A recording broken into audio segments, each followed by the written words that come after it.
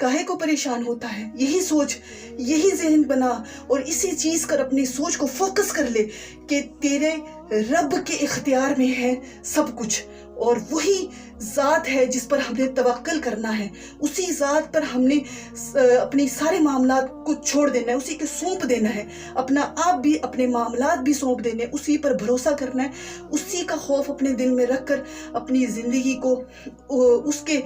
बताए हुए तरीक़ों के मुताबिक हमने अच्छे तरीके से गुजारना है। अपने मामलात को उसी की तरफ लेकर जाना है जहाँ पर हमारा रब हमसे राज़ी रहता हो, उसी के हुक्म पर सारी कायनात का निज़ाम है, तो फिर वो हमें भी संभाल लेगा, हमें भी समेट लेगा, हमारे कामों को भी संभाल लेगा, हमारी सारी परेशानियों को भी दूर कर देगा, हमारे सारे जो भी मामलात हैं वो हमारे सारे कामों में आसानियाँ पैदा फरमा देगा, हमारे सारे काम आसान बना देगा। जैसा कि अल्लाह पाक कुरान पाक में फरमाता है कि जो अल्लाह से डरेगा तो अल्लाह उसके काम में आसानी पैदा कर देगा, अल्लाह उसके काम में आसानी फरमा देगा। तो यहाँ से तो अंदाज़ा लगा कि एक अल्लाह ही का खौफ तेरे सारे कामों को आसान बनाने के लिए